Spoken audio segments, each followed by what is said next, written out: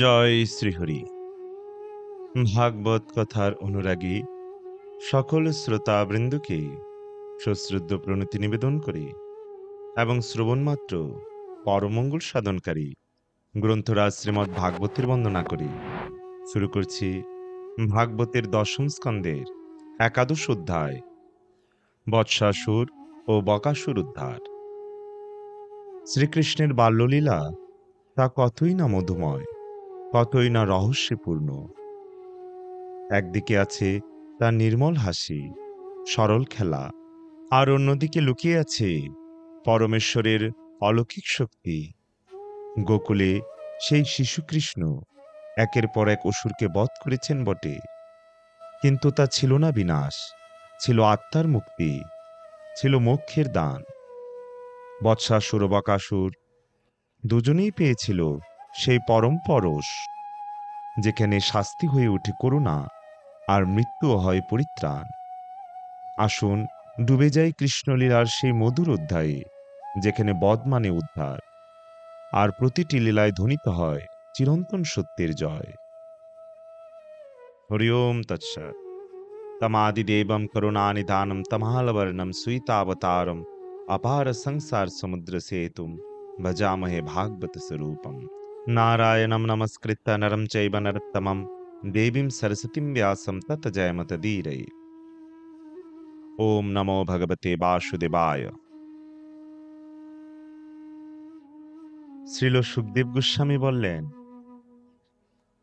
হে মহারাজ পরীক্ষিত, যমলার্জুন বৃক্ষ দুটি পতিত হলে নন্দ মহারাজ আদি গোপেরা সেই ভয়ঙ্কর শব্দ শুনে বজ্রপাত হয়েছে বলে আশঙ্কা করে সেখানে গিয়েছিলেন। তারা সেখানে এসে ভূতলে পতিত অর্জুন বৃক্ষ দুটি দেখতে পেলেন।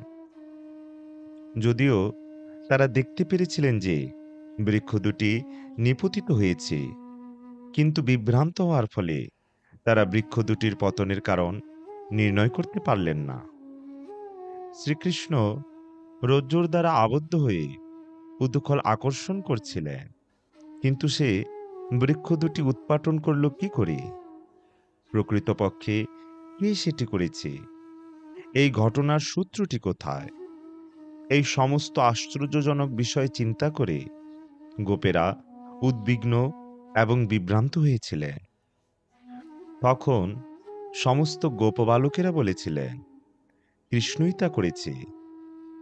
সে যখন দুটি বৃক্ষের মাঝখানে যায়, তখন উদুখলটি বক্রভাবে তাদের মাঝখানে আটকে যায় এবং শ্রীকৃষ্ণ সেই উদুখলটি আকর্ষণ করায় বৃক্ষ দুটি পতিত হয়। তারপর দুজন অতি সুন্দর পুরুষ সেই বৃক্ষ দুটি থেকে বেরিয়ে আসে। আমরা স্বচক্ষে তা দর্শন করেছি। গভীর বাৎসল্য প্রেমের ফলে নন্দ মহারাজ প্রমুখ গোপেরা বিশ্বাস করতে পারেননি যে শ্রীকৃষ্ণ এত আশ্চর্যজনকভাবে বৃক্ষ দুটি উৎপাটন করেছিলেন। তাই তারা বালকদের কথায় বিশ্বাস করতে পারেননি। তাদের মধ্যে কারো কারো মনে কিন্তু সন্দেহ হয়েছিল। তারা ভেবেছিলেন, যেহেতু ভবিষ্যদ্বাণী করা হয়েছে যে কৃষ্ণ নারায়ণের সমতুল্য হবে, তাই সে এই কার্য করেও থাকতে পারে। নন্দ মহারাজ তার পুত্রকে রজ্জুবদ্ধ অবস্থায় উদুখল আকর্ষণ করতে দেখে হাসি মুখে তাকে বন্ধনমুক্ত করেছিলেন। গোপীরা বলতেন, কৃষ্ণ, তুমি যদি নাচো তাহলে আমরা তোমাকে লাড্ডুটি দেব। এই প্রকার বাক্যের দ্বারা অথবা করতালির দ্বারা তারা নানাভাবে কৃষ্ণকে উৎসাহিত করতেন। তিনি সর্বশক্তিমান ভগবান হওয়া সত্ত্বেও হাসতে হাসতে তাদের ইচ্ছামতো নাচতেন, যেন তিনি ছিলেন তাদের হাতির পুতুল। কখনো কখনো তাদের অনুরোধে তিনি উচ্চস্বরে গান করতেন। এইভাবে কৃষ্ণ সর্বত্রভাবে গোপীদের বশীভূত ছিলেন। কখনো কখনো মা যশোদা এবং তার সখীরা কৃষ্ণকে বলতেন, এটি নিয়ে এসো অথবা ওটা নিয়ে এসো। কখনো কখনো তারা তাকে কাঠের পিঁড়ি, পাদুকা অথবা ধান মাপার কাঠের পাত্র নিয়ে আসতে বলতেন। মায়ের দ্বারা এইভাবে আদিষ্ট হয়ে কৃষ্ণ তা আনার চেষ্টা করতেন। কখনো কখনো তিনি যেন তা উঠাতে অক্ষম। এইভাবে তিনি তা ছুঁয়ে সেখানে দাঁড়িয়ে থাকতেন। কখনো আবার তার আত্মীয়বর্গের হর্ষ উৎপাদন করার জন্য তার হাত তুলে বিক্রম প্রকাশ করতেন। ভগবান শ্রীকৃষ্ণ তার ভৃত্যদের দ্বারা কিভাবে বশীভূত হন তা তার কার্যকলাপ হৃদয়ঙ্গমে সক্ষম জগতে তার শুদ্ধ ভক্তদের নিকট প্রদর্শন করেছিলেন। এইভাবে তিনি তার বালকোচিত কার্যকলাপের দ্বারা ব্রজবাসীদের আনন্দবর্ধন করেছিলেন। এক সময় এক ফল বিক্রয়িনী, হে ব্রজবাসীগণ, তোমরা যদি ফল কিনতে চাও তাহলে এখানে এসো, এই বলে ফল বিক্রয় করছিল। তখন সর্বফল প্রদাতা শ্রীকৃষ্ণ ফল লাভের উদ্দেশ্যে কিছু ধান নিয়ে তার বিনিময়ে ফল গ্রহণের আশায় সেখানে গিয়েছিলেন। দ্রুতবেগে ছুটে যাওয়ার সময় শ্রীকৃষ্ণের হাত থেকে প্রায় সমস্ত ধান পড়ে গিয়েছিল, কিন্তু তা সত্ত্বেও সেই ফল বিক্রয়িনী কৃষ্ণের দুহাত ভরে ফল দিয়েছিল এবং তার ফলে তার ফলের কুড়িটি তৎক্ষণাৎ মণিমাণিক্যে পূর্ণ হয়েছিল। যমলার্জুন বৃক্ষ উৎপাটনের পর একদিন রোহিণী দেবী নদীর তীরে অত্যন্ত মনোযোগ সহকারে অন্যান্য বালকদের সঙ্গে ক্রীড়ারত কৃষ্ণ এবং বলরামকে ডাকতে গিয়েছিলেন। অন্যান্য বালকদের সঙ্গে খেলায় অত্যন্ত আসক্ত হওয়ার ফলে রোহিণী দেবীর আহ্বানে কৃষ্ণ এবং বলরাম ঘরে ফিরে এলেন না। তাই রোহিণী দেবী মা যশোদাকে পাঠিয়েছিলেন তাদের ডেকে আনতে, কারণ মা যশোদা কৃষ্ণ বলরামের প্রতি অধিক স্নেহশীলা ছিলেন। কৃষ্ণ এবং বলরাম তাদের খেলায় এত আসক্ত ছিলেন যে অনেক বেলা হয়ে গেলেও তারা তাদের খেলার সাথীদের সঙ্গে খেলছিলেন। তাই মা যশোদা তাদের খাওয়ার জন্য ডেকেছিলেন। কৃষ্ণ এবং বলরামের প্রতি তার বাৎসল্য স্নেহবশত তার স্তন থেকে দুগ্ধ খরিত হচ্ছিল। মা যশোদা বললেন, হে বৎস কৃষ্ণ, হে কমলনয়ন, তুমি এখন আমার কাছে এসে স্তনপান করো। হে বৎস, তুমি নিশ্চয়ই এখন ক্ষুধায় অত্যন্ত কাতর হয়েছ এবং এতক্ষণ ধরে খেলার ফলে শ্রান্ত হয়েছ, আর এখন খেলার প্রয়োজন নেই। হে কুলনন্দন, বৎস বলদেব, তোমার ছোট ভাই কৃষ্ণ সহ শীঘ্র এখানে এসো। তোমরা সেই সকালবেলায় ভোজন করেছ, অতএব এখন তোমাদের ভোজন করা উচিত। হে বৎস বলরাম, নন্দ মহারাজ ভোজন অভিলাষী হয়ে তোমাদের জন্য প্রতীক্ষা করছেন। অতএব আমাদের আনন্দ বিধানের জন্য এখানে এসো। কৃষ্ণ এবং তোমার সঙ্গে যে সমস্ত ছেলেরা খেলা করছে তারাও এখন তাদের ঘরে ফিরে যাক। মা যশোদা কৃষ্ণকে বললেন, হে বৎস, সারাদিন খেলা করার ফলে তোমার শরীর ধুলায় মলিন হয়েছে, অতএব এখন এসো, স্নান করে পরিষ্কার হবে। আজ তোমার জন্ম নক্ষত্র, তাই পবিত্র হয়ে ব্রাহ্মণদের গাবিদান করো। দেখো দেখো, তোমাদের সমবয়সী খেলার সাথীরা তাদের মায়ের দ্বারা পরিমার্জিত হয়ে সুন্দর অলঙ্কারে বিভূষিত হয়েছে। তোমরাও এখন স্নান এবং আহার করে অলঙ্কারের দ্বারা ভূষিত হও। তারপর তোমরা আবার তোমাদের বন্ধুদের সঙ্গে খেলতে পারো। হে মহারাজ পরীক্ষিত, মা যশোদা গভীর স্নেহের ফলে সমস্ত ঐশ্বর্যের চূড়ামণি শ্রীকৃষ্ণকে তার পুত্র বলে মনে করেছিলেন। তার ফলে তিনি বলরাম সহ তার হাতে ধরে তাকে গৃহে নিয়ে এসেছিলেন এবং তারপর তাদের স্নান, প্রসাধন এবং ভোজন করিয়েছিলেন। শ্রীল সুখদেব গোস্বামী বললেন, তারপর এক সময় বৃহদ্দনে মহা উৎপাত হচ্ছে দেখে নন্দ মহারাজ প্রমুখ বৃদ্ধ গোপগণ সকলে মিলিত হয়ে বিবেচনা করেছিলেন, ব্রজে যে বারবার উপদ্রব হচ্ছে তা বন্ধ করার জন্য কি করা কর্তব্য। গোকুলের সেই সভায় দেশ, কাল ও অর্থতত্ত্বে অভিজ্ঞ এবং জ্ঞানে ও বয়সে সবচাইতে প্রবীণ উপানন্দ নামক গোপ রাম এবং কৃষ্ণের মঙ্গলের জন্য এই প্রস্তাবটি করেছিলেন। হে গোপগণ, গোকুলের হিত সাধন করার জন্য আমাদের এই স্থান ত্যাগ করা উচিত, কারণ রাম কৃষ্ণ প্রভৃতি বালকদের প্রাণ বিনাশক নানা প্রকার মহা উৎপাত এখানে সর্বদা ঘটছে। বালক কৃষ্ণ কেবল ভগবানেরই কৃপায় তাকে হত্যা করতে বদ্ধপরিকর পুতনা রাক্ষসীর হাত থেকে কোনো না কোনোভাবে রক্ষা পেয়েছিলেন। তারপর পুনরায় ভগবানেরই কৃপায় শকটটি তার উপর পড়েনি।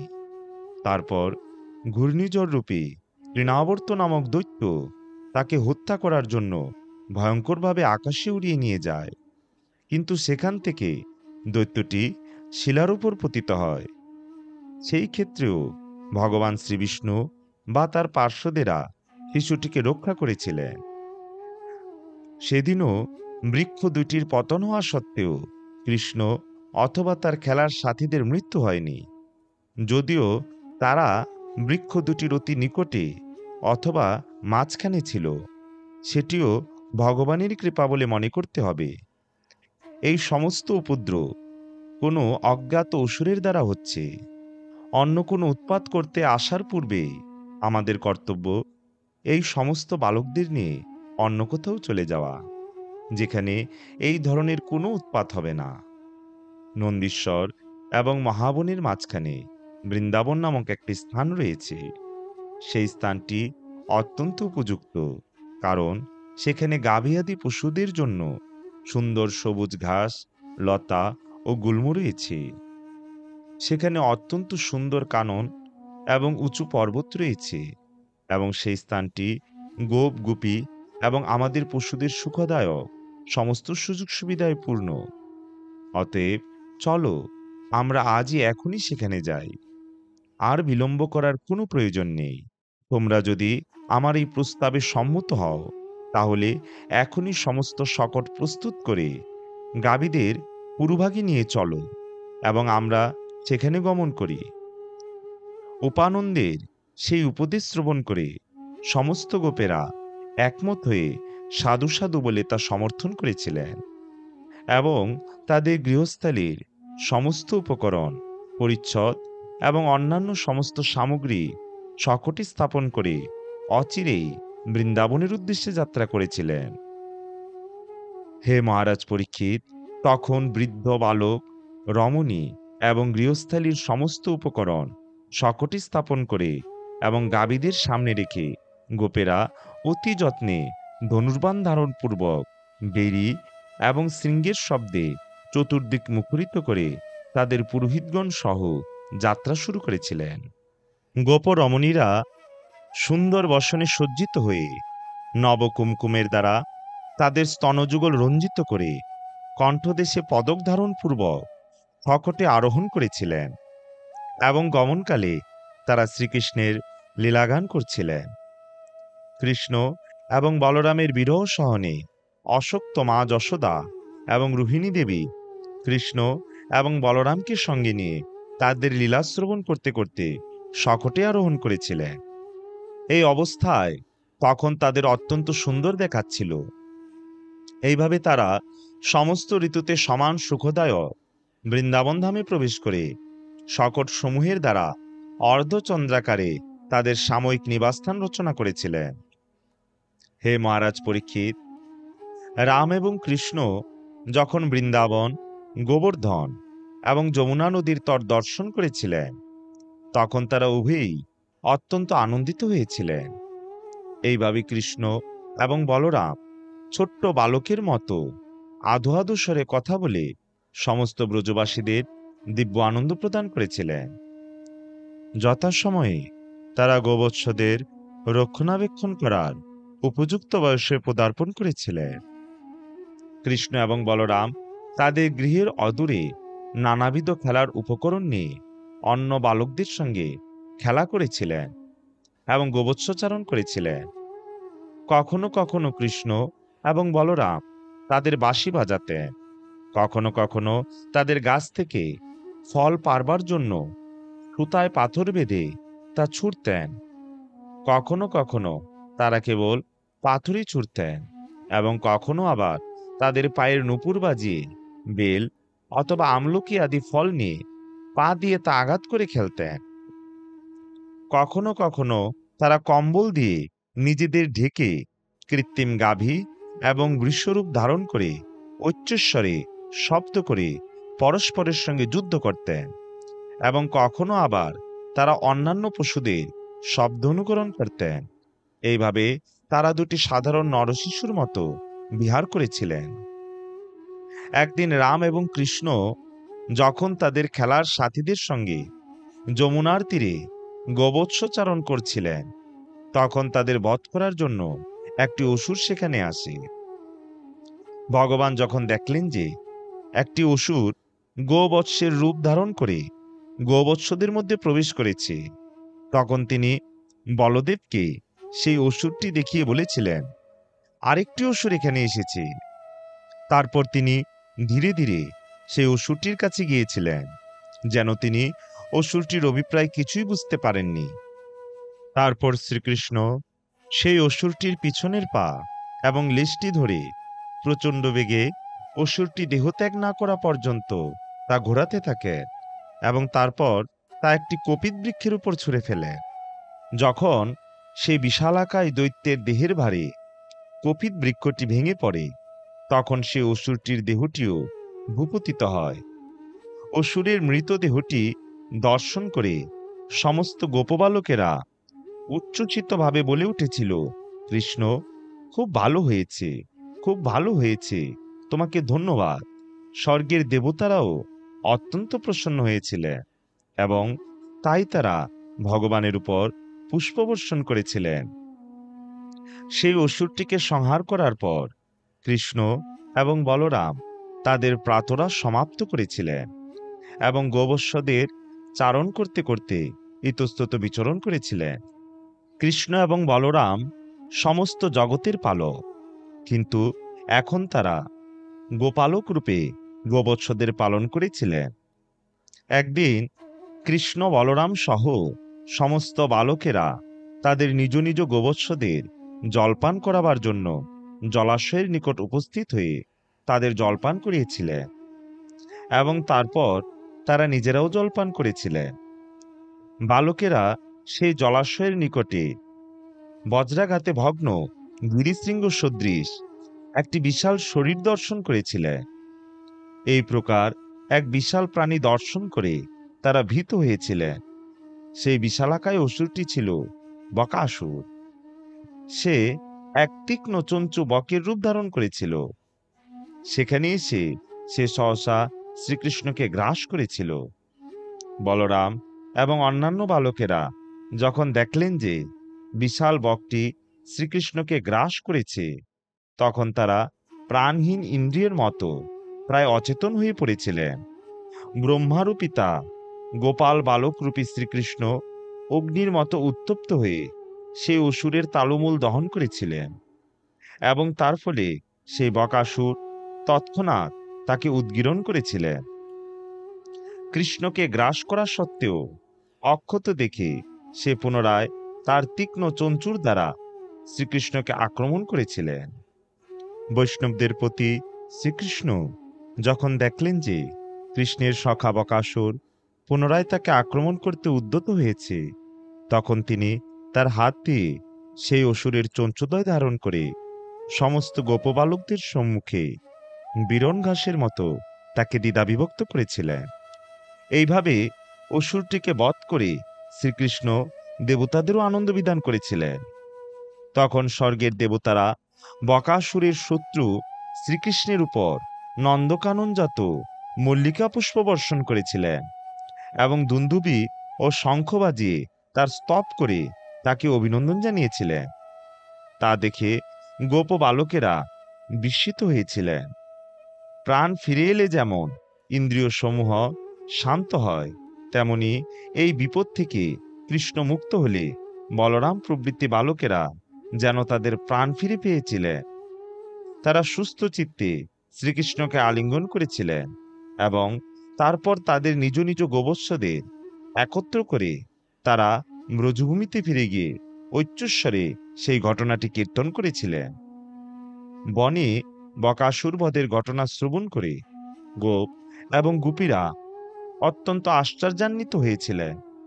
শ্রীকৃষ্ণকে দর্শন করে এবং সেই ঘটনা শ্রবণ করে তাদের মনে হয়েছিল যে শ্রীকৃষ্ণ এবং অন্যান্য বালকেরা যেন মৃত্যুমুখ থেকে ফিরে এসেছে। তাই তারা নীরব নয়নে শ্রীকৃষ্ণ এবং বালকদের দর্শন করতে লাগলেন এবং তাদের নিরাপদ দেখে তাদের থেকে চোখ ফেরাতে পারলেন না। নন্দ মহারাজ আদি গোপেরা বলতে লাগলেন, এটি অত্যন্ত আশ্চর্যের বিষয় যে এই বালক শ্রীকৃষ্ণ অনেক প্রকার মৃত্যুর কারণ উপস্থিত হয়েছে, কিন্তু ভগবানের কৃপায় সেই সমস্ত ভয়ের কারণেরই মৃত্যু হয়েছে। এই সমস্ত দৈত্যেরা ছিল অত্যন্ত ভয়ঙ্কর এবং তারা মৃত্যুর কারণ হলেও এই বালক কৃষ্ণকে হত্যা করতে পারেনি। পক্ষান্তরে যেহেতু তারা একটি অসহায় বালককে হত্যা করতে এসেছিল, তাই তার কাছে আসা মাত্রই তারা অগ্নিতে পতঙ্গের মতো নিহত হয়েছে। ব্রহ্ম তত্ত্বজ্ঞদের বাণী কখনো মিথ্যা হয় না। এটি অত্যন্ত আশ্চর্যের বিষয়। গর্গমুনি যে ভবিষ্যদ্বাণী করেছিলেন তা এখন আমরা সবিস্তারে অনুভব করছি। এইভাবে নন্দ মহারাজ প্রমুখ গোপেরা পরম আনন্দে শ্রীকৃষ্ণ এবং বলরামের লীলা সম্বন্ধীয় কথা আস্বাদন করেছিলেন এবং তার ফলে তারা সংসার দুঃখ অনুভব করেননি। এইভাবে শ্রীকৃষ্ণ এবং বলরাম লুকোচুরি খেলা, সেতু নির্মাণ এবং বানরের মতো লম্ফন প্রভৃতি শিশুসুলভ খেলায় রত থেকে ব্রজভূমিতে তাদের শৈশব অতিবাহিত করেছিলেন। ওম তৎসৎ ইতি শ্রীমন মহর্ষি ব্যাসদেব প্রণীত পারমহংসী সংহিতা শ্রীমদ্ ভাগবত মহাপুরাণের দশম স্কন্দের একাদশ অধ্যায় সমাপ্ত। পরবর্তীতে আমরা শ্রবণ করব শ্রীমদ্ ভাগবতের দশম স্কন্দের দ্বাদশ অধ্যায় অগাসুর উদ্ধার। সুপ্রিয় শ্রোতাবৃন্দ, ভিডিওটি ভালো লাগলে লাইক করুন, কমেন্ট করুন এবং অমৃত কাদম্বিনী চ্যানেলটি সাবস্ক্রাইব না করলে এখনই সাবস্ক্রাইব করুন আর নিত্য ভাগবত কথা শ্রবণ করুন। ওম ইয়াদাক্ষরং পরিভ্রষ্টং মাত্রাহীনং চ ইয়াদ ভবেৎ পূর্ণম ভবতু তৎসর্বং তৎপ্রসাদাৎ জনার্দন। তাই সবাইকে পরবর্তী ভিডিও দেখার আমন্ত্রণ রইল। জয় জয় গ্রন্থরাজ শ্রী শ্রীমদ্ ভাগবত মহাপুরাণের জয়। ভাগবত কথা শ্রবণকারী সকল ভক্তবৃন্দের জয়। জয় শ্রীকৃষ্ণ চৈতন্য প্রভু নিত্যানন্দ শ্রী অদ্বৈত গদাধর শ্রীবাসাদি শ্রী গৌর ভক্তবৃন্দ। হরে কৃষ্ণ কৃষ্ণ কৃষ্ণ হরে হরে, হরে রাম রাম রাম হরে হরে। জয় শ্রী হরি।